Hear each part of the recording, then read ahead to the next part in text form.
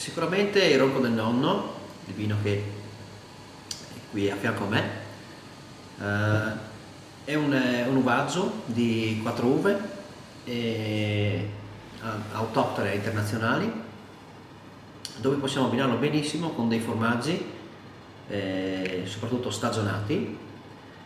Mi viene in mente della fattoria Zoff, ma anche avendo questo potenziale aromatico, decisamente anche come aperitivo, oppure accompagnandolo con un primo piatto a base di un tortello a base di rosa di Gorizia.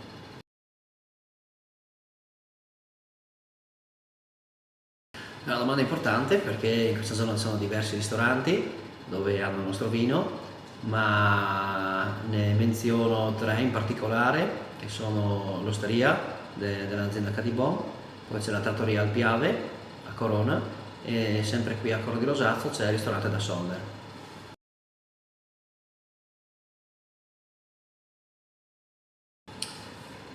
Allora,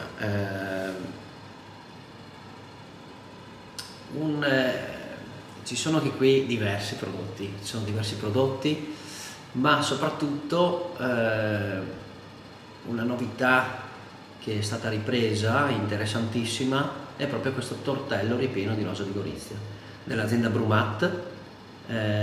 Qui siamo in provincia di Gorizia. Questo è un tortello che si può abbinare proprio, come vi dicevo, ai nostri vini bianchi friulani. Si può acquistare direttamente a Gorizia nell'azienda di Brumat.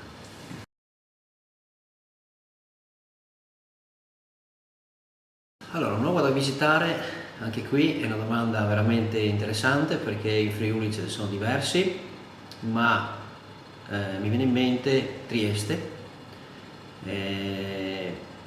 per essere sul mare, e per poi invece chiudere con la Carnia, dove qui ci sono anche tantissimi luoghi naturali bellissimi.